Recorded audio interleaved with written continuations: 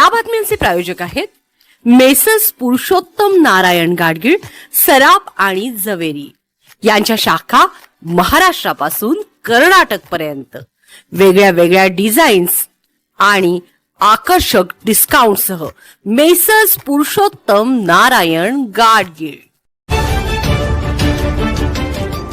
ताज्या बातम्यांसाठी पाहत रहा तिचा सागर न्यूज। मोहिते पाटील शिंदे गटात जाणार, खासदार धैर्यशील यांनी अखेर मौन सोडलं। गेल्या काही दिवसांपासून सोलापूर जिल्ह्याच्या राजकारणात अनेक नव्या घडामोडी पाहायला मिळत आहेत।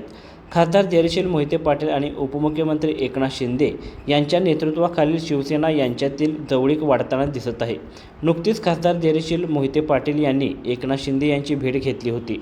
त्याचप्रमाणे माळशिरस पंचायत समितीमध्ये राष्ट्रवादी काँग्रेस शरदचंद्र पवार पक्षाकडे स्पष्ट बहुमत असतानाही त्यांनी शिवसेनेच्या सदस्याला सभापती पदाची संधी दिली।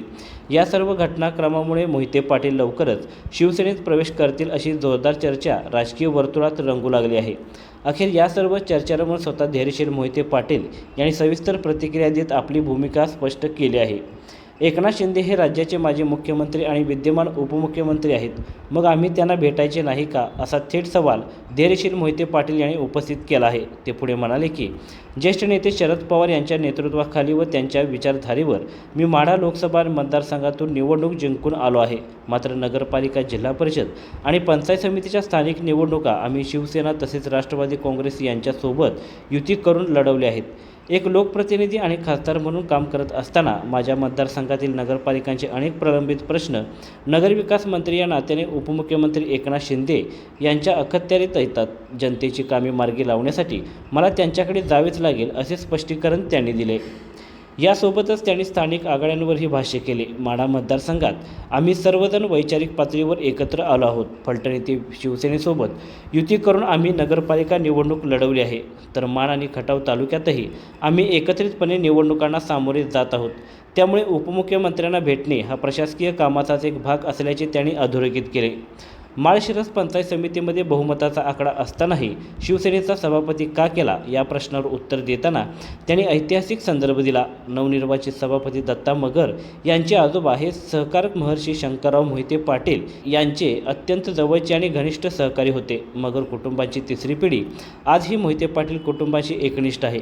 या कुटुंबाने आमच्या विरोधकांना कधीही साधी लग्नाची किंवा सुखदुःखाची पत्रिकाही दिलेली नाही, कारण ते मोहिते पाटलांचे विरोधक आहेत। दत्ता मगर हे जरी शिंदे सेनेच्या तिकिटावर निवडून आले असले तरी खुल्या गटातून निवडून आलेले ते एकमेव सदस्य आहेत। त्यांचा राजकीय पक्ष कोणताही असला तरी अंतिमतः ते कट्टर मोहिते पाटील समर्थकच आहेत, अशी स्पष्ट कबुली खासदार मोहिते पाटील यांनी दिली।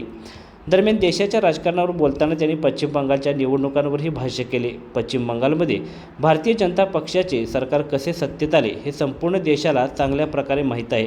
विधानसभा निवडणुकीच्या अगोदर पश्चिम बंगालमधील तब्बल 90 लाख मतदार गायब करण्यात आले होते, असा गंभीर आरोप राष्ट्रवादी काँग्रेस शरदचंद्र पवार पक्षाचे माढ्याचे खासदार धैर्यशील मोहिते पाटील यांनी केला। राजकीय नेत्यांच्या भेटीगाठी नेहमीच तर्कवितर्कांना जन्म देतात, मात्र विकास कामांसाठी सत्ताधाऱ्यांशी समन्वय राखणे हे लोकप्रतिनिधींचे कर्तव्य असते। मोहिते पाटील यांच्या स्पष्टीकरणामुळे पक्षप्रवेशाच्या चर्चांना तुर्तास पूर्णविराम मिळाला असला तरी राजकारणात सर्व शक्यता कायम असतात।